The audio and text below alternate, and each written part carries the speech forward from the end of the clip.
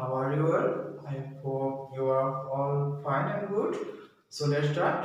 हम previous video में तो बात किए थे कि पढ़ाई कैसे करें और आप लोग पढ़ाई का तरीका कैसा होना चाहिए। तो नेक्स्ट और उसी टाइम में बोला था कि नेक्स्ट वीडियो में मैं क्या पढ़ाऊंगा।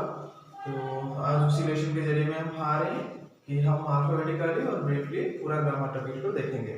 ठीक है, ए से जेड तक तो वो तो अल्फाबेटिकली ही है। तो लेट्स स्टार्ट। तो थोड़ा स्क्रीन पे देख लीजिए, मैं लिखा हूँ 10A 6C 1PG 5I 2N 1O 5P 2H। आप लोगों को लग रहा होगा कि हाँ शायद कुछ टर्म्स वगैरह होगा, ये सब या कुछ ऐसे लिख दिया होगा, पर वो नहीं। ये यही ही ग्रामर है हमारा। जो भी हम पढ़ाई कर रहे हैं, पढ़ाई करेंगे, इसी के जरिए जाएंगे। और यही सबसे सर्टन है कि आप लोग याद रखें, ग्रामर में यही टर्म्स टॉपिक है, ये टर्म्स है। जो इसी में भी कई टर्म्स नहीं है जो हम पुराने जमाने से पढ़ के आ रहे हैं। हाँ, पुराने जमाने नए जमाने से कुछ नहीं है, पर ट्रेंड्स बदल रहा है तो उसी के चलते चलते ग्रामर का भी थोड़ा बदलाव आ रही है, नया नया कुछ चीजें आ रही है। पुरानी चीजें तो वहीं पे है, पर थोड़ा नया चीज भी आगे आ रहा है। तो उसी को लेके मैं नया चीज को थोड़ा एम्फासिस दिया और पुरानी चीज को थोड़ा सप्रेस किया, इसलिए कि आप लोग तो जानते हैं पहले से ही उस चीज को। मैं थोड़ा नया चीज बनाया हूँ। जैसे ए पार्ट में 10 ठो है इसमें अंदर, फिर सी में 6 ठो है।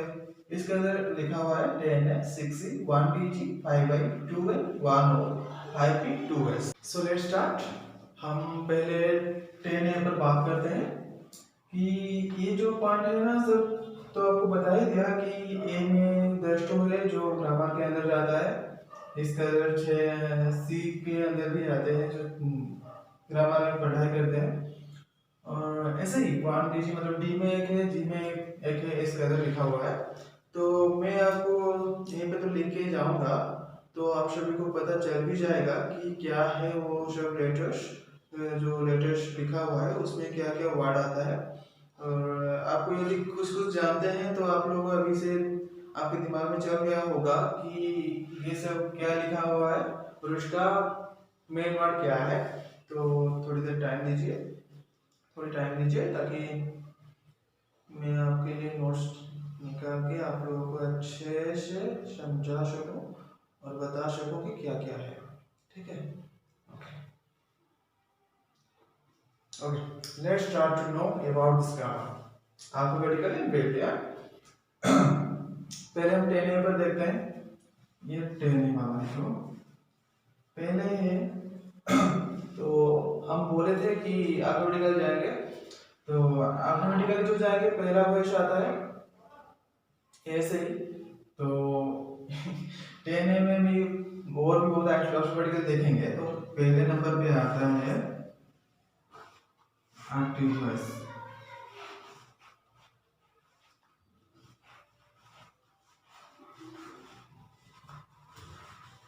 एक्टिव वॉइस तो प्राय सभी को पता ही होगा। स्क्रीन शो हो रहा है, मैं नहीं आ रहा तो चलेगा, पर स्क्रीन आना जरूरी है ताकि आप लोग समझ सके। मेरा तो वॉइस चला जाएगा आप लोगों के पास, पर ये सबको दिखाना चाहिए, देखना चाहिए। ठीक है, तो दिखाई दे रहा है ना? हाँ ठीक है। तो फिर एक्टिव वॉइस का मतलब ये पूरा एक्शन रूप से समझ लो कि ये एक्टिवली बोला जाता है। ये जो वॉइस है एक्टिवली है, मतलब जो सब्जेक्ट है यहाँ पे, आप लोगों को सब्जेक्ट इस बारे में तो पता है सभी को, या किसी को भी पता नहीं तो जीरो से हम स्टार्ट करेंगे। पहले वीडियो से बताए हैं, तो मैं ऐसे ही बोलता हूँ कि जो कुछ कर रहा है और उसी का वर्णन हो रहा है। ठीक है, मतलब राम खा रहा है कि वो पानी पी रहा है, ये सब एक्टिव वॉइस में जाएगा।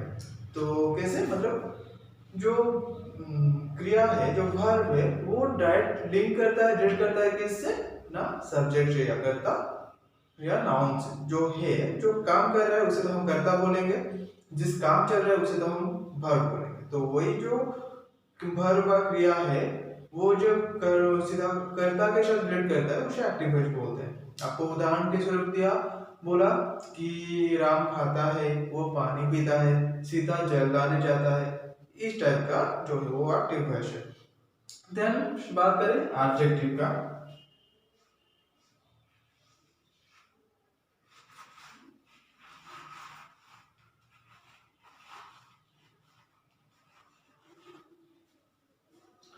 एडजेक्टिव की बात करें तो एडजेक्टिव तो सभी को पता है, ये एक वर्ड है जो मतलब इस एडजेक्टिव को एक वर्ड रिप्रेजेंट करता है जिसके जरिए हम प्रोनाउन हो या नाउन हो उसका विशेषता को पता चल सके। तो इसका एडजेक्टिव का हिंदी मीनिंग क्या होगा? विशेषण। ठीक है, तो क्या है ये बात कि जो कोई भी वर्ड हमारे कर्ता हो, मतलब नाउन हो या प्रोनाउन हो, उसको उसका विशेषता तथा उसके ऊपर वर्णन करता है, उसे हम एडजेक्टिव बोलते हैं।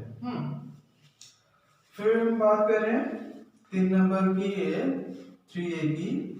तो 3A में जो है वो होता है एडजंक्ट।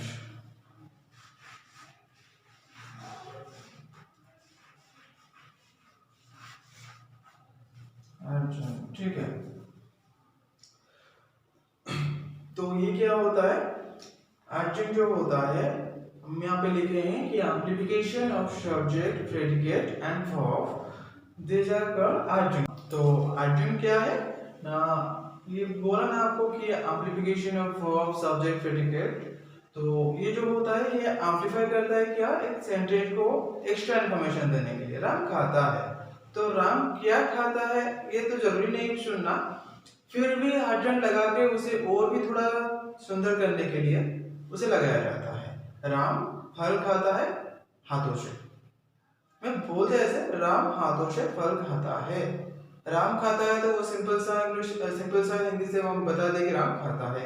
पर इसमें जो लगा कि फल और हाथों से, ये सब जो पॉइंट होता है, अदर वर्ड्स जो ये सब होता है, वो और भी इस मतलब राम के बारे में बता रहा है। वो एक सेंटेंस को और भी बड़ा कर रहा है और उसके एक थोड़ा एसेंशियल इंफॉर्मेशन ना हो पर एक्स्ट्रा इंफॉर्मेशन दे रहा है कि राम जो खा रहा है हाथ से खा रहा है और क्या खा रहा है, फल खा रहा है। ठीक है, तो यही होता है अर्जेंट।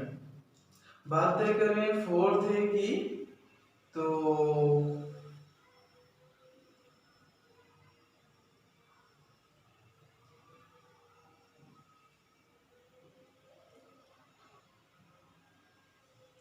ये थोड़ा थोड़ा कट हो जा रहा है ना, तो इसलिए मैं ये भी नहीं कर पा रहा हूँ। हाँ, तो फिर आता है फोर्थ में अनुमानुष।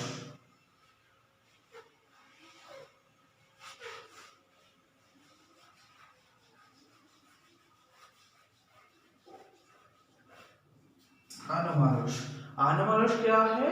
ये कुछ भी हो सकता है, मतलब जो कि जनरल रूल जो है हमारा, जो भी कुछ है, जैसे मतलब मान लो कि भर भर की तरह काम करे और नाउन नाउन की तरह काम करे, ये सभी को पता ही जनरल रूल है।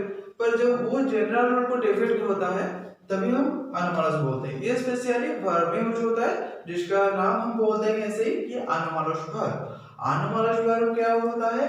मान लो कि जो, अब वो आपको एक एक्स्ट्रा टॉपिक पढ़ाऊंगा, ये इतना ही समझ लो कि वर्ब जब स्पेशली यूज होता है किसी किसी चीज में, किसी केस में स्पेशल यूज होता है। वर्ब तो मानने मतलब मेनली यूज होता है इसमें कि उसको मतलब कर्ता जो कर रहा है उसी को रिप्रेजेंट करने के लिए हम वर्ब को यूज करते हैं।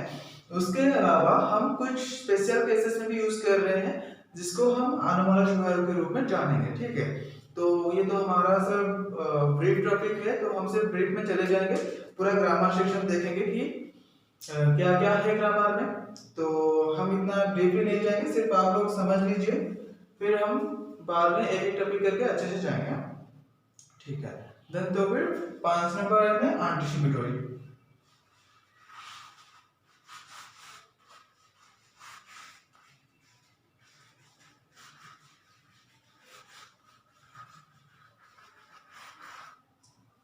एंटीसिपेटरी, एंटीसिपेटरी मतलब ये है कि मतलब वर्ड से समझ में आ जाता है एंटीसिपेटरी, कुछ एंटीसिपेट करना, कुछ मतलब एक्सपेक्ट करना, कुछ होप रखना, इसे ही बोलते हैं एंटीसिपेटरी। ठीक है, ये मेनली सेंटेंस में यूज होता है, वर्ड भी हो सकता है। जो वर्ड हमें हमारी भाव को हमारी होप की तरह होप की नजरिया दे। कुछ सोच हो जो हम बोलेंगे वो कुछ दिखाए कि हाँ हम कुछ चाहत रख रहे हैं, तो उसे हम एंटिसिपेटेड बोलेंगे। चाहे वो वर्ड हो, मतलब कुछ वर्ड बोलेंगे, यदि वो चाहत के अनुसार होगा तो उसे एंटिसिपेटेड वर्ड बोलेंगे। यदि कुछ सेंटेंस में लिखेंगे तो सेंटेंस के अंदर ऐसा ही भाव रहेगा कि कुछ चाहत है हमारा, तो उसे हम एंटिसिपेटेड सेंटेंस बोलेंगे। तो ये क्या है? A word that reflects some expectation in sentences. तो फिर ये मेनली सेंटेंस के लिए यूज होता है। वर्ड हो सकता है पर वर्ड में तो हम बोल ही देते हैं कि वर्ब होप हो, तो इसलिए हम खासकर वर्ड को यूज नहीं कर रहे, तो सेंटेंस में लगा रहे हैं। ठीक है। फिर 6 नंबर एंटोनिम। देखा या नहीं पता नहीं, देखते हैं होता या नहीं, नहीं तो मेरे रजिस्टर सुन लेना। आपको तो डिस्क्रिप्शन बॉक्स में इसका लिंक भेज दूंगा ताकि आप लोग जाके डायरेक्टली वहाँ पे पढ़ सके मेरा पूरा नोट्स को। कोई जरूरत भी नहीं है कि इसे लिखे या करें, हाँ लिख सकते हैं तो ये कोड जरूर लिख सके। आप भी बना सकते हैं ये कोड, कोई मतलब ये बड़ी बात नहीं है कि कोई मैं मतलब कोई क्या बताऊं, वो कोई वेबसाइट नहीं पढ़ा हूँ या जो वैसे कोड बना लूँ, ये ऐसे नॉर्मल कोड है तो आप भी लिख सकते हैं। ठीक है। हाँ तो बात करें एंटोनिम। एंटोनिम कुछ नहीं, ये एक ऑपोजिट वर्ड है। ठीक है। किसी वर्ड का विपरीतार्थबोधक शब्द जो बोलते हैं ना हिंदी में, तो वही होता है एंटोनिम। जैसे मान लो गुड, उसका एंटोनिम बैड, मतलब अपोजिट वर्ड। तो एंटोनिम क्या है? A word that's opposite in meaning to another word. जो कुछ भी वर्ड आप बोलेंगे उसका अपोजिट वर्ड को हम एंटोनिम बोलेंगे। ठीक है। फिर 7 नंबर देखते हैं। कहाँ लिखे 7 नंबर? लिख देते हैं।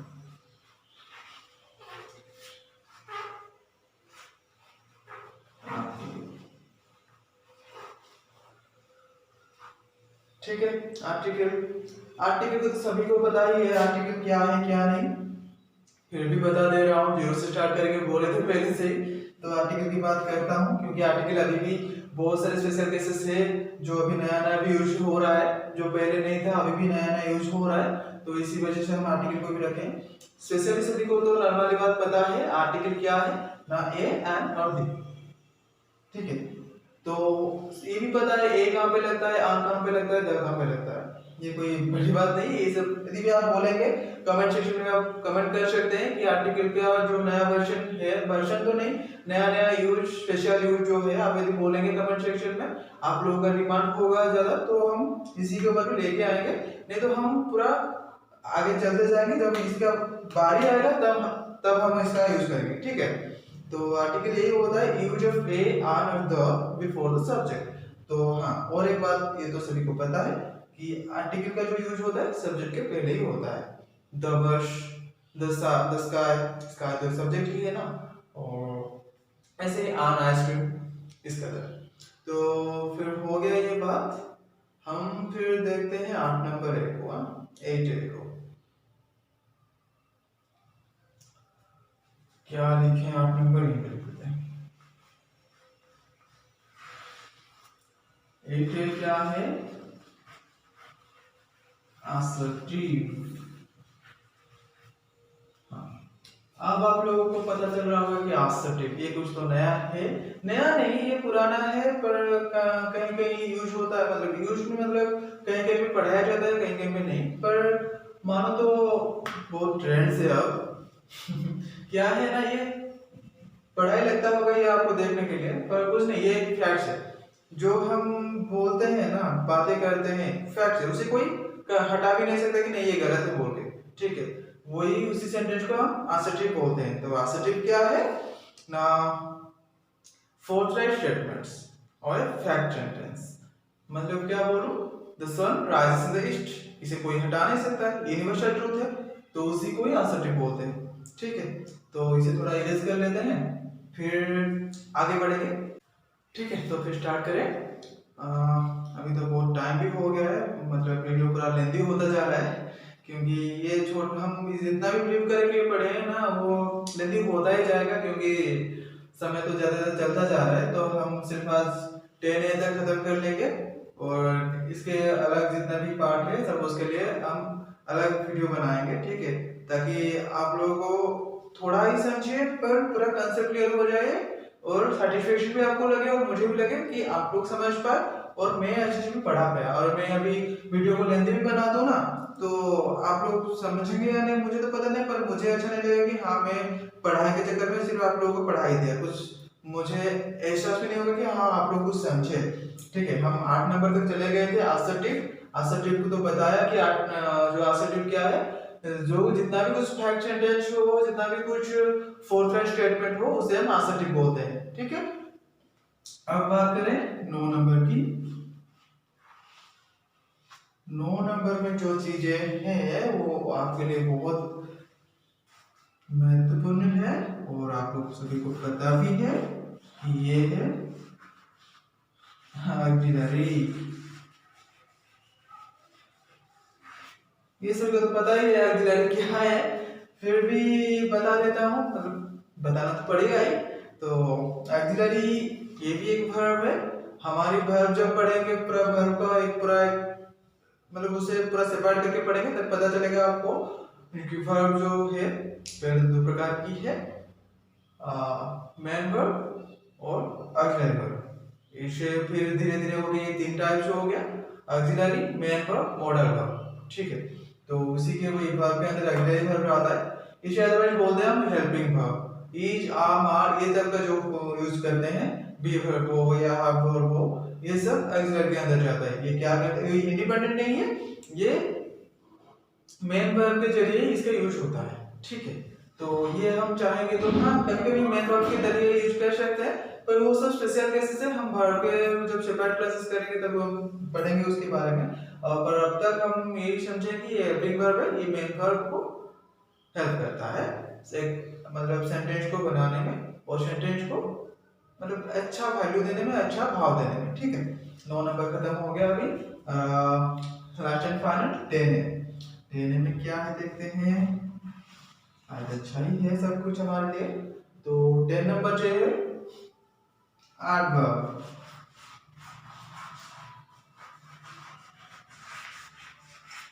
ठीक है, ये बात तो सभी को पता ही है। एडवर्ब ये मतलब सिमिलर टू एडजेक्टिव। एडजेक्टिव जब सब्जेक्ट को रिलेट करके बताता है, सब्जेक्ट के बारे में बताता है, सब्जेक्ट को भाव देता है, सब्जेक्ट का विशेषता बताता है हमको, और फिर सब्जेक्ट को और भी ऊंचा करने के लिए जब यूज होता है तभी एडवर्ब क्या करता है ना, हमारे काम को सब्जेक्ट की जो करता है उसी के काम को बढ़ावा देता है। वो फिर क्या करता है ना, मतलब जो सेंटेंस है, सेंटेंस में जो भी काम है उसी को बढ़ावा देता है। तो एडवर्ब क्या है, a word that describe a verb in the sentence. मान लो article is similar to adjective. ये बताया था पहले भी कि एडजेक्टिव का सिमिलर है एडवर्ब। जब एडजेक्टिव सब्जेक्ट को रिलेट करके बताता है तभी एडवर्ब वर्ब को रिलेट करके बताता है, डिस्क्राइब करता है वर्ब को, काम करता है, कैसा काम करता है। जब ये क्वेश्चन आएगा और उसका आंसर जब जो भी आएगा उसके आंसर में वो होता है एडवर्ब, अच्छा काम करता है, तो वही बात आएगा एडवर्ब में। ठीक है, तो आज के लिए इतना ही वीडियो करते हैं और आगे बढ़ेंगे तो हाँ पढ़ाई तो हो जाएगा पर वीडियो तो बन ही जाएगा। मैं तो कट करके यदि बना भी दूं तो हो जाएगा वीडियो सारे के सारे, पर आप लोग अच्छे से समझ नहीं पाएंगे, तो आप लोग भी लेंदी लगेगा तो आप लोग अच्छे से वीडियो भी नहीं देख पाएंगे। तो आज के लिए इतना ही। नेक्स्ट वीडियो में हम बात करेंगे 6C फिर 1DG और ऐसे करके सब कुछ बातें करेंगे। ठीक है, धीरे धीरे करके, तो धीरे धीरे जाइए और अच्छे से जाइए, पर जो भी जितने पढ़ रहे हैं वो पूरा अच्छे से समझिए। तो जैसे प्रोवर्ब है slow and steady wins the race, सो इस प्रकार ही हम जाएंगे। पर ये कोई दिक्कत वाली बात नहीं कि हाँ हमारे भी तो है तो हम जल्दी जल्दी चले जाएंगे, ये कोई बड़ी बात नहीं है, धीरे धीरे जाएंगे। तो अंत में यही बोलना चाहूँगा कि हमारी वीडियो आप लोगों को जरूर पसंद आई होगी और पढ़ाई भी बहुत अच्छे समझ में आई होगी आप लोगों की। तो वीडियो को अच्छे से लाइक देना और सब्सक्राइब तो करना हमारे चैनल को, ताकि हमें भी पता चले कि हाँ हम जितना प्रयास कर रहे हैं आप लोगों तक पहुंचाने के लिए वो पहुंच चुकी है धीरे धीरे। और फिर शेयर तो जरूर करना, ताकि हम जो पहले वीडियो से बताते आ रहे हैं कि हाँ हमारी जो ये प्रयास है, हमारी जो चाहत है, हमारी जो सोच है, वो आप लोगों के जरिए सारी दुनिया में पहुंच सकती है आसानी से। तो शेयर जरूर करना, और आज के लिए इतना ही। नेक्स्ट वीडियो में पढ़ेंगे बाकी सारी चीजें। तो रखते हैं। जय हिंद, थैंक यू।